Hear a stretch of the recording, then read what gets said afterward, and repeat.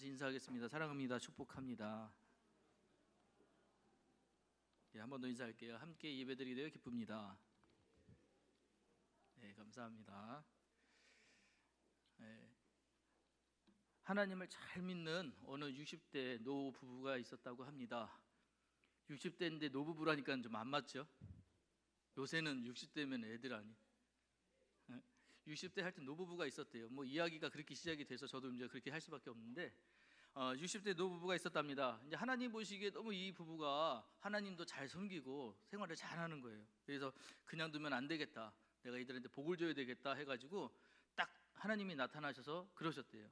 내가 너 딱 소원 두 가지를 들어줄 것이니 네가 간절하게 원하는 소원 두 가지를 네게 말을 해라, 이렇게 얘기를 하셨대요.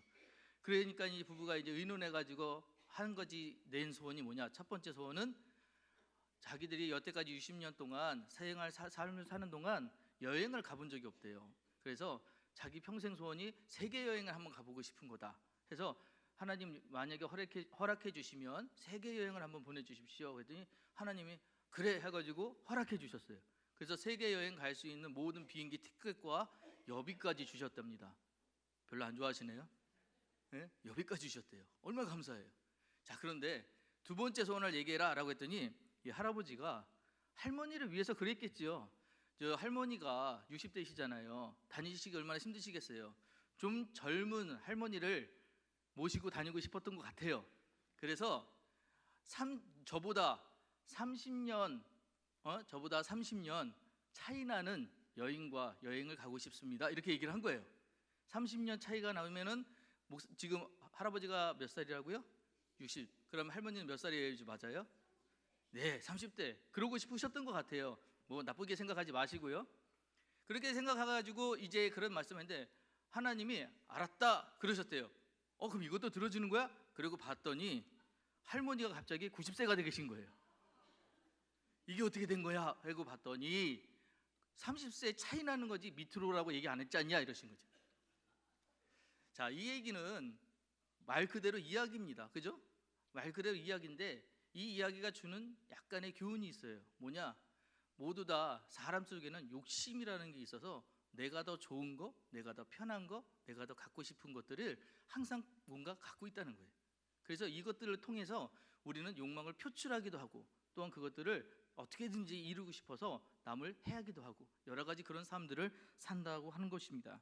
자, 그런데 하나님의 계획은 우리를 그런 모양으로 살게끔 그냥 내버려 두시느냐? 아니에요. 하나님은 우리를 고쳐 쓰고 싶어 하셨어요. 우리가 창세기 이야기를 보시면 알겠지만 창세기 하나님께서 우리를 창조하셨을 땐 완벽한 인간으로 창조를 하셨습니다. 그런데 인간이 그 가운데 하나님에게 주신 사명을 다 감당하지 못해 선과 악을 알게 하는 나무의 실과를 따먹는 바람에 불순종을 하게 되었잖아요. 그로 인해 하나님의 그 시험에 일단은 우리는 탈락했어요. 그런데 하나님은 그런다고 해서 우리를 내치신 것이 아니라 우리로 하여금 다시금 세우기를 원하셨어요. 회복시키기를 원하셨어요.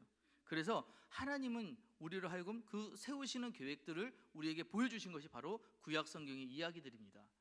하나님의 계획은요 한 가지밖에 없었습니다. 우리 구약 성경 읽어보시면 계속해서 나오는 이야기는 한 가지입니다. 뭐냐?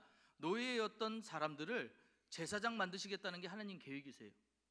여러분, 출애굽기에 나오는 제일 먼저 이스라엘 백성들을 선택하셨습니다. 근데 이스라엘 백성들이 뛰어나서 선택한 것이 아니라고 분명히 말씀하셨어요. 왜 그들을 선택했냐? 그들의 수요가 다른 민족들보다 적고요, 그들은 남들보다 목이 곧은 백성이라고 얘기하셨어요. 그러니까 이 백성 자체가 교만한 백성이에요. 근데 하나님이 그 백성을 선택하셨습니다. 그리고 나서 이 백성을 출애굽시키셔요. 출애굽시키시고 난 이후에 광야 생활을 하게 하시는데 그 광야 생활 40년 과정 중에 뭘 하시냐? 계속해서 이들 하여금 하나님이 변하게 가르치시고 행동하셨다는 거예요. 그래서 뭘 만들고 싶으셨느냐? 바로 여기 제사장을 만들고 싶으셨다는 거예요. 성경에 나오는 제사장은요 하나님과 가장 가까운 사람들을 이야기하는 거예요. 제사장이란 말 뜻이 코헨이라고 하는 히브리 말 자체가 다리를 놓는 사람들이라는 뜻이에요. 그 하나님과 인간 사이에 다리가 놔진 그 중간 역할을 해주는 제사장들, 얼마나 중요한 사람들이에요. 자, 중간 역할을 하려면 하나님과 얼마나 가까워야 하겠습니까? 그런 사람들을 다른 민족이 아닌 이스라엘을 선택해서 하시겠다는 것이 하나님의 계획이었다는 거예요. 그런데요 정말 놀라운 건 그 다음입니다. 하나님이 그렇게 선택한 이 백성이 어떻게 해야 그러면 제사장이 되느냐? 어떻게 해야지 제사장이 될 것 같아요? 아무 조건이 없어요. 단지 이것만 하면 됩니다. 뭐냐? 신명기 5장 1절 말씀인데요. 모세가 온 이스라엘을 불러 그들에게 이르되 이스라엘아 오늘 내가 너희 귀에 말하는 규례와 법도를 듣고 그것을 배우며 지켜 행하라. 이것뿐이에요. 그러니까 하나님 말씀하시는 걸 들었으면 행해라. 그게 끝입니다. 하나님 말씀대로 살면 된다는 얘기예요. 하나님 말씀 따라가면 된다는 얘기예요. 그런데 이렇게 이 단순한 이 규칙조차 이스라엘 백성들이 못 지켜요. 왜 그럴까? 그건 뒷부분에 한 번 더 우리도 이야기가 나오니까 말씀드릴게요. 자, 그런데 출애굽한 이스라엘 백성들에게 주셨던 두 가지가 있다고 늘 말씀드렸습니다. 첫 번째는 우리가 바로 지난번까지 했던 성막이었고요. 또 하나는 십계명입니다. 자, 성막은 어떤 목사님 그렇게 표현하시더라고요. 이 성막은 영적인 학교다. 그리고 십계명은 그 영적인 학교에서 배우는 영적인 교과서다. 그래서 하나님 말씀을 배우는 이 광야 학교에서 열심히 배워야 된, 진짜 배워야 될 건 뭐냐? 그 교과서에 있는 그 내용, 즉 하나님의 말씀이라는 거예요.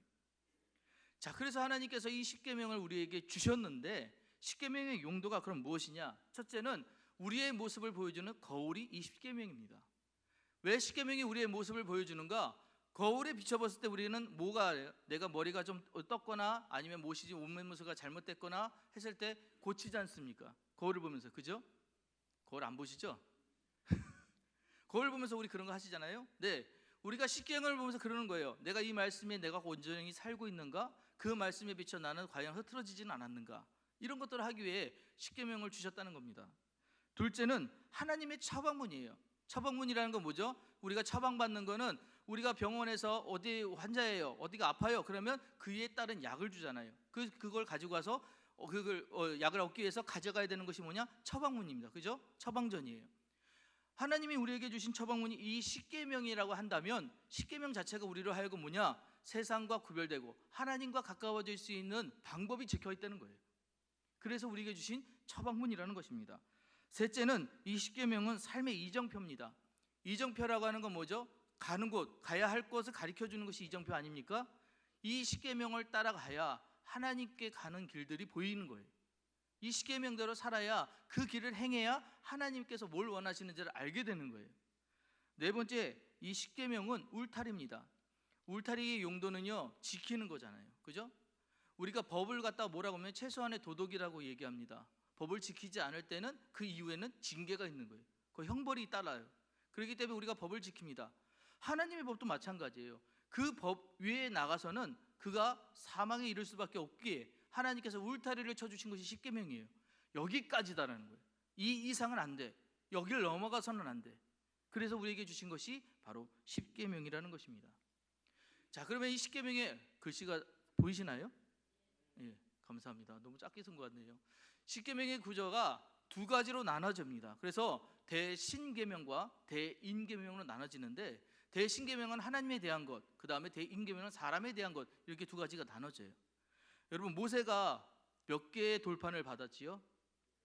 2개의 돌판을 받았습니다. 그래서 어릴 땐 저는 그렇게 생각했는데 저처럼 생각하신 분이 또 있을까 봐 말씀드려요. 한쪽에는 대신계명, 한쪽에는 대인계명 이렇게 받았을 거라고 생각하시는 분 손. 아무도 안 드시네요. 사실 2개의 돌판의 의미는 뭐냐면, 그러니까 죽은 국가가 있고 그에다는 종신 국가가 있어요. 무슨 얘기냐? 전쟁을 하잖아요. 옛날에 전쟁을 하면 전쟁에서 이긴 나라와 진 나라가 있을 거 아닙니까? 그럼 두 나라가 해서 이제 뭐냐, 계약을 체결합니다. 너는 우리의 종이니까 이런 것들을 지켜라고 법을 하나 지켜놔요. 만들어놔요. 그러면 그 법을 적어놓은 돌판이 하나예요. 그 다음에 상대방도 너도 이거 지켜야 돼 하고 똑같이 적은 돌판을 하나 더 둡니다. 이 두 가지를 놓고 하나를 저쪽에다 보내고 하나를 내가 지키고 있어서 지키나 안 지키나 확인하기 위해서 2개를 똑같이 쓰는 거예요. 하나님께서 2개의 돌판을 쓰신 이유는 뭐냐면, 두 가지를 놓고 이제 너하고 그러니까 하나님하고 너희하고 계약을 맺겠다는 뜻인 것이에요. 어떤 게냐? 이 법을 지키는 자, 십계명을 지키는 자들에게는 내 백성이 되고 그걸 지키지 않는 자들은 내 백성이 아니다라는 뜻으로 2개의 돌판을 만드신 거예요. 그래서 1개의 돌판을 갖고 1개의 돌판을 나누는데, 하나님한테 돌판이 필요해요? 안 필요하니까 2개의 돌판에 모세가 들고 내려온 것이죠.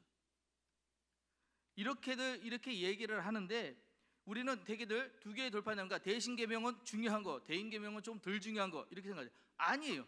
10가지가 한 개에 있는 다 중요한 계명들이었다는 거예요. 이 10가지. 그럼 이 10가지가 왜 중요하느냐? 10가지가 최소한 도덕이에요. 그걸 지켜야만 사는 것이기 때문에 10가지를 주신 거예요. 자, 근데요, 놀라운 건 하나님이 딱 10가지 십계명만 주셨나요? 모세가 올라간 40일 동안에 이것도 하지 말고 저것도 하지 말고 해서 나눠서 계속해서 법들을 주셨습니다. 그래서 율법들이 더 있었어요. 자, 그런데 그것들을 와서 이스라엘 백성들에게 설명해주고 해줘서 나중에 후에 율법의 개수가 어디까지 늘어난지 아세요? 613개까지 늘어납니다. 10개가 613개가 돼요. 자, 근데 613개가 어떻게 나눠지느냐? 명령적 율법이 248개, 그 다음에 금지적 율법이 365개예요. 명령적이라는 건 이거는 해라 이렇게 하는 것들, 금지적 이거는 하지 마라 한 것이 248개와 365개라는 거예요. 그래서 이 총 다양한 것들이 613개인데 여러분 613개 다 지키려고 하면 편하시겠어요? 어려우시겠어요? 벌써 느낌 자체가 힘드시잖아요, 그죠? 근데 더 놀라운 거 가르쳐 드릴까요? 현재의 율법을 지키기 위해 율법이 또 만들어졌는데 현재 이스라엘 백성들이 알고 있는 율법만 해도 몇 개인지 아십니까? 1024개예요. 그 후에 그 율법을 지키기 위한 또 법들이 지켜진 게 2143개예요. 별로 안 놀라시네요. 제가 말이 틀려서 그런가? 이렇게 많이 늘어났어요. 단 10개의 계명이 이렇게 많이 늘어났습니다. 자, 근데 이게 왜 제가 이 말씀을 드리느냐? 우리는 법을 지키기 위해 법을 만들고 그 법으로 인해서 자기가 옥죄어지는데 그것이 하나님이 원하시는 거냐? 아니에요. 하나님은 10개를 기준으로 나머지 것들로 자유하게 만드셨어요. 그래서 예수님께서 우리에게 뭘 말씀하셨냐면, 한 율법학자가 왔습니다. 한 율법학자가 와서 어떻게 해야 영생을 얻겠습니까? 라고 했더니 네가 하나님의 법을 지켜라. 그런데 가장 중요한 강령이 뭐냐고 물어봤더니 이거라는 거예요. 너는 마음을 다하고 목숨을 다하고 뜻을 다하여 주 너의 하나님을 사랑하라. 이게 첫 번째예요. 두 번째 강령은 뭐냐? 두 번째가는 내 이웃을 내 자신같이 사랑하라 하셨으니 이 두 계명이 온 율법과 선지자의 강령이니라, 이렇게 얘기합니다.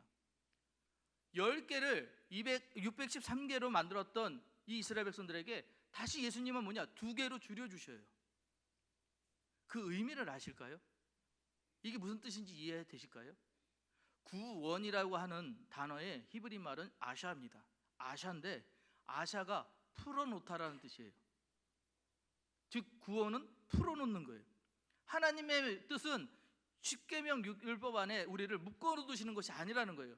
그 법으로 해서 너희가 자유하기를 원하신다는 것이 하나님의 뜻이라는 거예요. 근데 우리는 그 법을 지키기 위해 또 법을 만들고 그 법에 매여서 너무 어렵고 힘들게 하나님을 섬기고 있다는 거예요.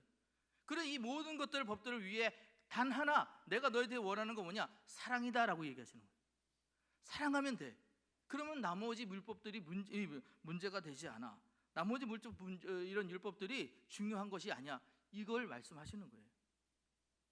자, 지금까지의 십계명에 대한 어떤 의미를 좀 이해를 하실까요?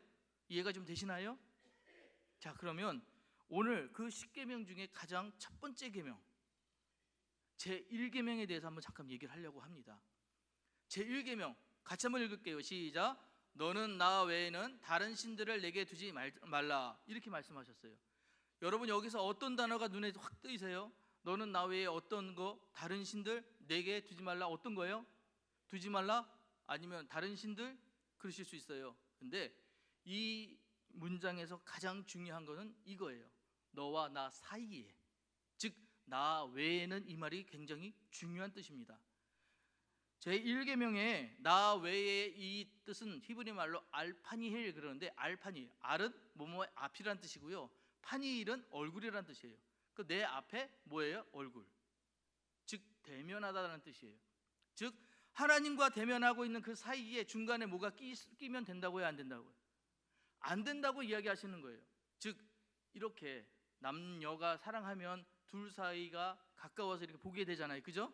근데 이 둘 사이에 누군가가 낍니다. 그러면 둘 사이가 친밀해지나요? 멀어지나요?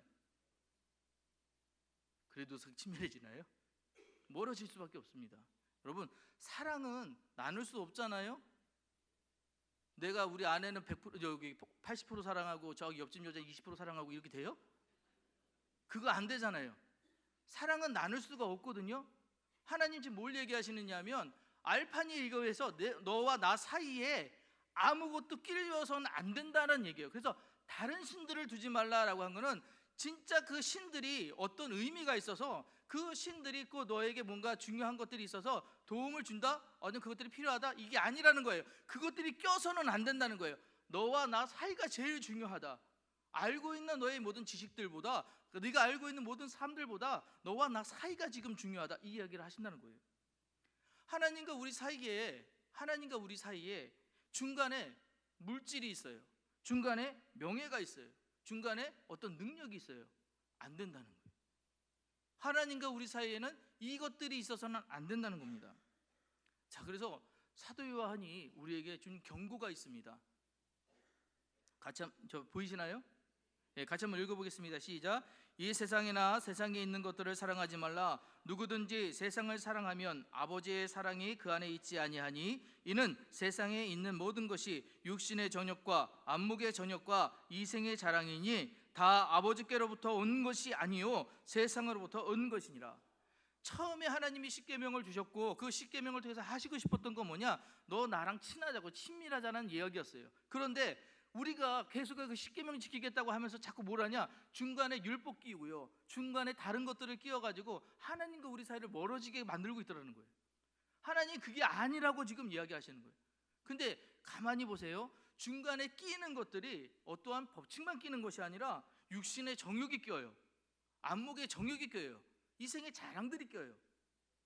이런 것들이 끼어서 뭐하냐? 하나님을 위해 산다고 하면서 하나님 아닌 그런 것들이 더 중요한 것들로 변질돼 가더라는 것이죠. 히비쿡스라는 신학자가 있습니다. 하버드 대학교 교수님인데 이분이 이런 얘기를 했어요. 20세기에는 이데올로기의 시대였다. 그래서 왜 민주주의와 공산주의가 싸우는 그런 시대였지 않습니까? 그런데 21세기에는 경제가 주인이 되는 시대로 바뀔 것이다 라고 예언을 했어요. 근데 실제로 지금 물질이 굉장히 중요한 시대가 되지 않았습니까? 우리 잘 아시는 말씀 중에 물질 만능주의라는 말이 있어요. 배금주의라고 하는 이 말씀. 이거는 모든 관계가 돈과 연관시켜 생각하려는 행위이며 또 삶에 있어 최상의 가치를 돈이라고 믿는 행위, 이렇게 얘기를 하는데, 여러분, 돈이면 다 되는 세상이 왔잖아요. 맞잖아요. 그죠? 웬만한 것들은 돈이면 해결이 되잖아요. 그런데 이게 옳으냐 하고 했을 때 아니라는 거예요.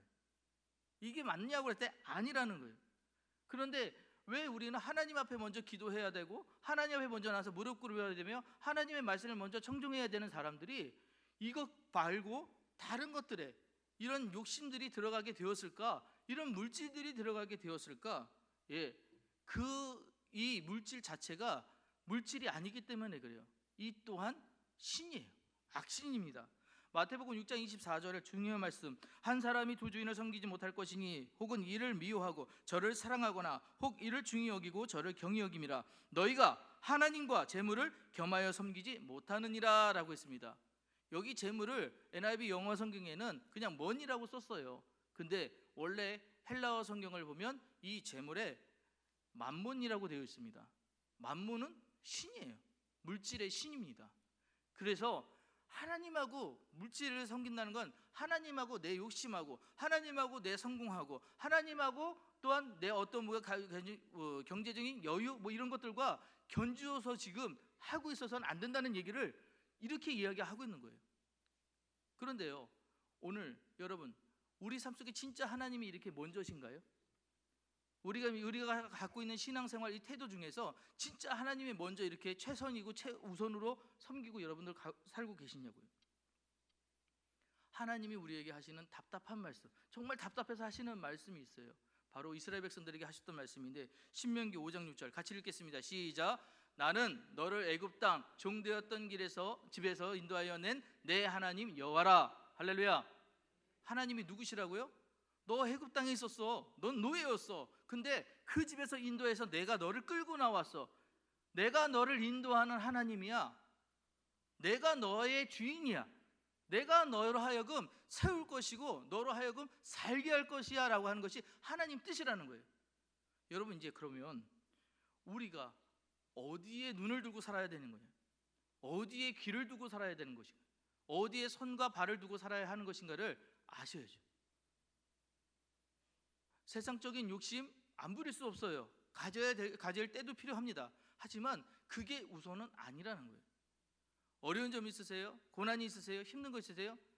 하나님 찾으세요. 주님을 찾고 주님 앞에 무릎을 꿇으세요. 주님께서 여러분을 지금 기다리고 또 이렇게 얘기하잖아요. 내가 너를 이끌어냈어. 내가 너의 하나님이야. 말씀하고 계시잖아요. 하나님과 우리 사이에는 아무것도 필요 없어요. nothing. 그 사이에 그 모두 끼어서는 안 됩니다. 이것이 우리에게 가르쳐준 제1계명이에요. 너와 나 사이엔 아무것도 필요 없다고. 하나님을 온전히 섬기시고 온전히 사랑하시고 하나님께 더 온전하게 더 가까이 가신 여러분 되시기를 주의 이름으로 축복합니다. 기도하시겠습니다. 사랑과 은혜가 충만하신 주 하나님 아버지, 감사합니다. 오늘 십계명의 1계명을 나누면서 하나님과 우리 사이에 혹연 제가 알지 못하고 또 우리가 알지 못하고 낀 어떠한 것이 있는지요. 하나님 사이에 아무것도 없게 하시고 하나님만 온전히 바라보게 하시고 하나님만 깊이 사랑하는 우리 귀한 성도들과 삶이 될 수 있도록 지키고 인도하여 주옵소서. 그 삶을 살아가는 동안 마음들이 하나님 아버지시여 흔들리지 않게 도와주시고 굳건한 믿음과 변하지 않는 믿음 가지고 살아갈 수 있도록 도와주시옵소서. 우리 중에 하나님 연약한 자들을 위해 기도하는 기도들이 있습니다. 기도가 힘이 되게 하시고 결과가 되게 하시고 그로 하는 하나님 아버지시여 더욱더 하나님의 사랑을 많이 받는 우리 교회와 성도들 될 수 있도록 인도하여 주시옵소서. 강하고 담대하게 하나님 말씀을 지키며 세상을 살아갈 때 직장에서 인정받게 하시고 세상에서도 인정받게 하시고 무엇보다도 하나님께 인정받는 귀한 성도의 삶을 살도록 인도하여 주옵소서. 지켜주시리라 믿사오며 거룩하신 예수 그리스도로 맞들어 기도드렸사옵나이다. 아멘.